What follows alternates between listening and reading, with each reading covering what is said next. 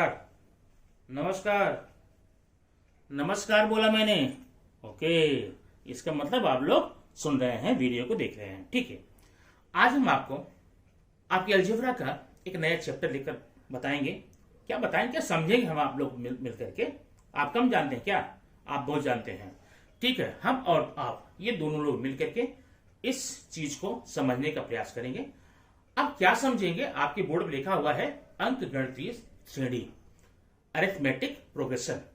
अब ये arithmetic progression क्या है, आप वहां पर देख रहे होंगे। 4 पंक्तियां हैं, 1 5 9 13, 1 4 9 16, 1 3 5 7 9, 2 4 5 6 7 एंड 9। अब इसमें एक क्रम होगा, एक तारतम्य होगा, एक कंटिन्यूटी होगी। अब ये कंटिन्यूटी एक एक बढ़ने के क्रम में हो सकती है, एक एक घटने के क्रम हो सकती है, गुणा के क्रम में हो सकती है, वर्ग या वर्गमूल में हो सकती है, घन या घनमूल में हो सकती है। कुछ ना कुछ तो इसमें रीजन होगा, एक श्रृंखला होगी, एक श्रेणी होगी, एक नियम होगा। अगर ऐसा नियम हमको इन सब लाइन में मिल जाता है, आप बोलिए हाँ भाई ये अरिथमेटिक प्रोग्रेशन है, अंक गणितीय श्रेणी, अंक गणितीय श्रृंखला है। और अगर आपको कोई नहीं मिलता है, कोई ऐसा नियम नहीं मिलता है, आप बोलिए यह अंक गणितीय श्रेणी नहीं है। आइए देखते हैं, अच्छे से समझ में आएगा इसको। अब सबसे पहले आप यहां देखिए, पहले लाइन में 1 है, 5 है, 9 है, 13 है। ये आपके बढ़ते हुए क्रम में है। अब बढ़ते हुए क्रम में है, या तो पहाड़ा करके देख लीजिए, ठीक है, या फिर जोड़ करके देख लीजिए, यही होगा अगर बढ़ रहा है तो। अब 1 एंड 5, 1 5 जा 5, 5 5 जा नहीं, पढ़ा नहीं है, बढ़ते देखते हैं। 1 5 में कितने के डिफरेंस है, कितने का अंतर है, 4 का। 5 4 में कितने का है, 5 9 कितने का है, 4 का। 9 13 कितने का है, 4 का। इसका मतलब ये जो श्रृंखला है 4 4 4 4 करके आगे बढ़ रही है। माने ये इसमें एक सर्टेन नियम है, इसमें कुछ भी अलग नहीं है। यहां से यहां आने में 1 to 5 जाने में 4 स्टेप्स हैं, 5 to 9 में 4 है, 9 to 13 में 4 है। इसका मतलब आगे भी जो नंबर्स आएंगे वो 4 के डिफरेंस पर होंगे। मींस नेक्स्ट 17 हो जाएगा, नेक्स्ट 21 हो जाएगा। आप 2 3 का नियम देख करके आगे बढ़ा सकते हैं। आइए देखते हैं नेक्स्ट फिगर में 1 4 9 6। अब ये देखिए बढ़ रहा है, 3 का अंतर है, यहाँ 5 का अंतर है, यहाँ पर तो 7 का अंतर है, नहीं अंतर नहीं चले। अब देखेंगे, ये देखिए अगर ध्यान देखें, 1 का वर्ग है 1, 2 का वर्ग है 4, 3 का वर्ग है, यहाँ पर 4 का वर्ग है। मतलब इसमें भी एक तारतम्यता है, ये भी अंक गणितीय श्रृंखला है। चलो 1 3 5 7 9, इसमें देखिए 2 2 का डिफरेंस है सब में, ये भी अंक गणितीय श्रृंखला है। इसमें देखिए यहाँ 2 2 का अंतर है, लेकिन यहाँ 1 का अंतर है, जोड़ो मत देखो। 2 दूनी 4 है, 4 दूनी 5 नहीं होता है, मतलब इसमें अंक गणितीय श्रृंखला नहीं है। अब आगे अगर पहले तो आपको डिसाइड करना है कि इसमें अंक गणितीय श्रृंखला है या नहीं है, ठीक है। अब वो कैसे डिसाइड करेंगे, हम आपके बुक का एक एग्जांपल लेते हैं, उसमें आप बताना है कि अंक गणितीय श्रृंखला है कि नहीं, और आगे के 2 और आपको ऐड करने हैं। ये देखिए 2 4 6 8, 2 है, 4 है, 6 है, 8 है। अब इसमें आप जैसे मैं आगे 2 और बनाना है, मैंने आपको जो एग्जांपल दिया था उसमें सीधे बता दिया था कि आप देखकर बता सकते हैं अंक गणितीय श्रृंखला है कि नहीं है, ठीक है।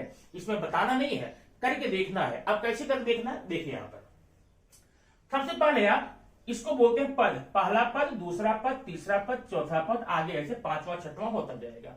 पद को बोलते हैं टर्म, और टर्म दिखाएंगे टी से, स्मॉल टी।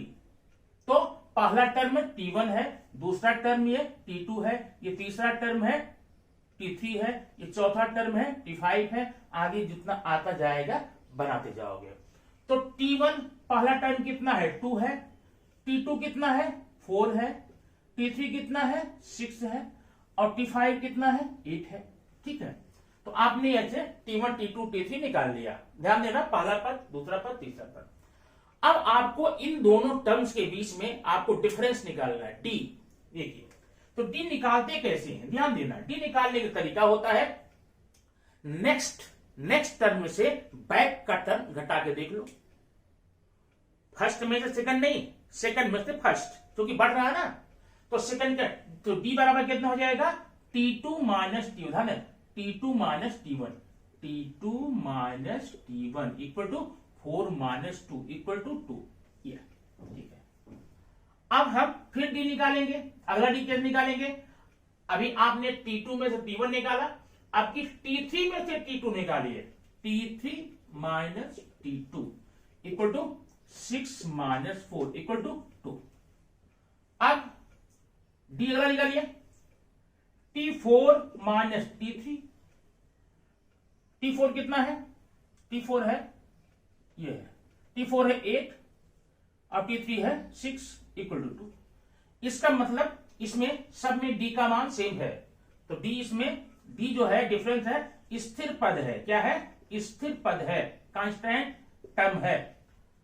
अगर सब में डी का मान बराबर हो जाए तो बोलना ये डी जो है स्थिर पद है, और अगर ये डी स्थिर पद आ जाए तो बोलना हाँ यह अंकगणितीय श्रृंखला है। और अगर ये डी स्थिर पद नहीं आता तो बोलना डी स्थिर पद नहीं है, अतः यह अंकगणितीय श्रृंखला नहीं है। हो सकता है इससे आसान कुछ नहीं। माने आपने क्या किया है देख लो, पहले T1 T2 T3 T4 तक जितना है लिख लो, उस पर सबका डी निकालो। डी पर निकालो क्या हो जाएगा? T2 में से T1 घटाओ, अगला डी T3 में से T2, अगला T4 में से T3, अगला T5 में से T4, अगला T6 में से T5, ऐसे निकाल लो। तो अगर सबका डी बराबर आए तो क्या लिख लेंगे?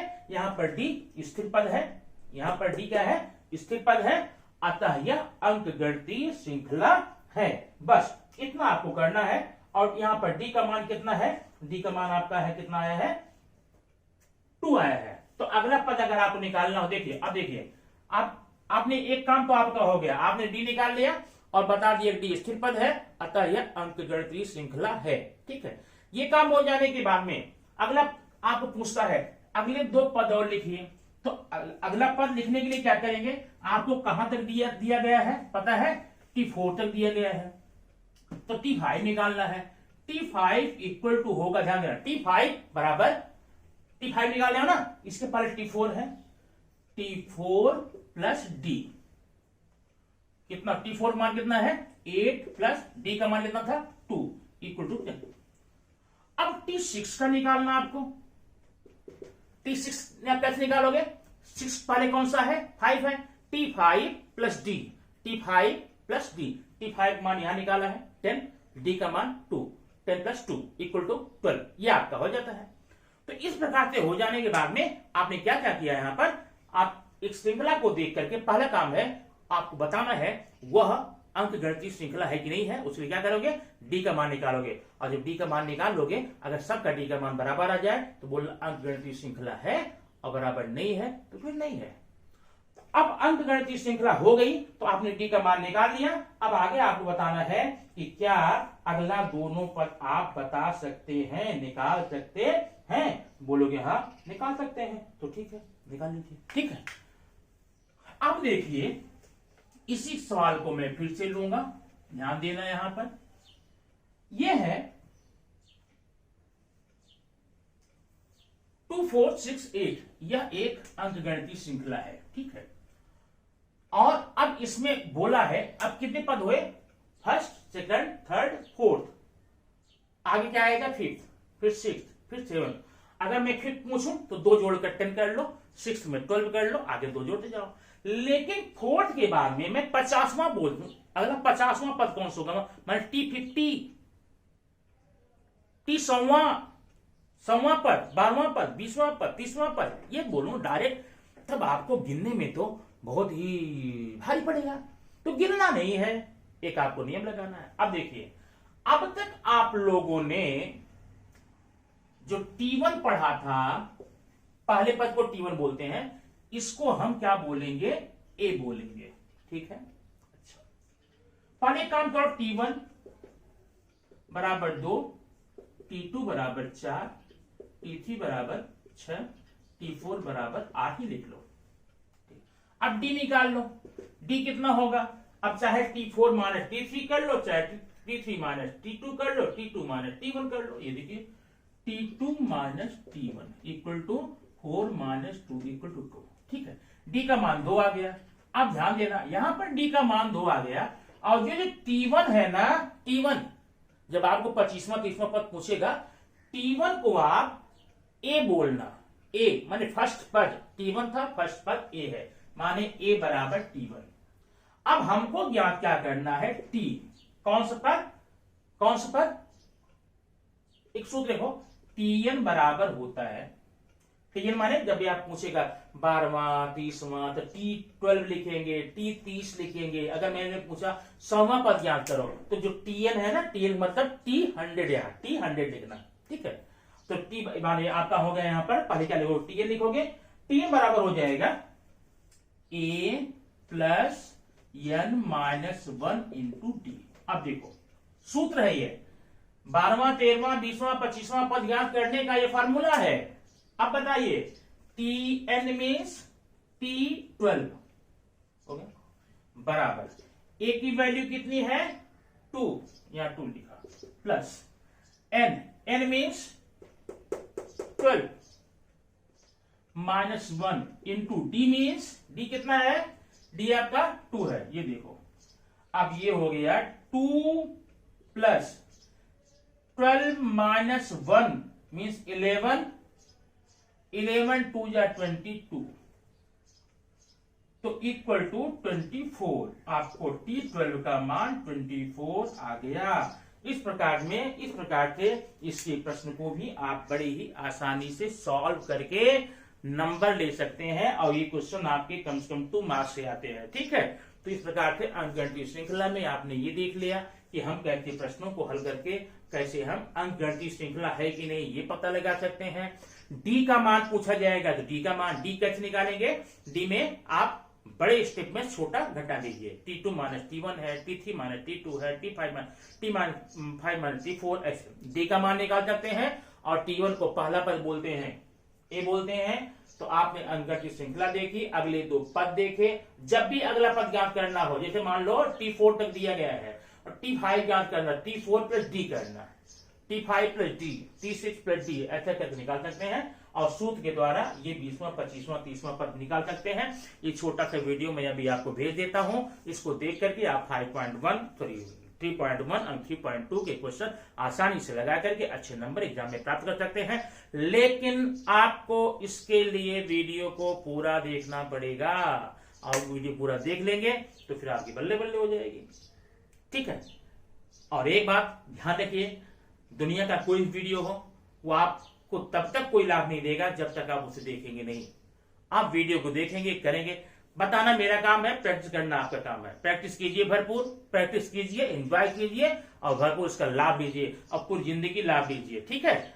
और आपके जितने भी कॉम्पिटिटिव एग्जाम्स होते हैं, एसएससी के, रेलवे के, बैंक रिक्रूटिंग के, रेलवे बोर्ड के, सब में ये मैथ्स के पोर्शन में अंकगणितीय श्रृंखला आपको आती है। थोड़ा सा उसका और हायर लेवल रहता है, एक वीडियो बना के मैं उसको आपको दे दूंगा, आप अच्छे समझ जाएंगे।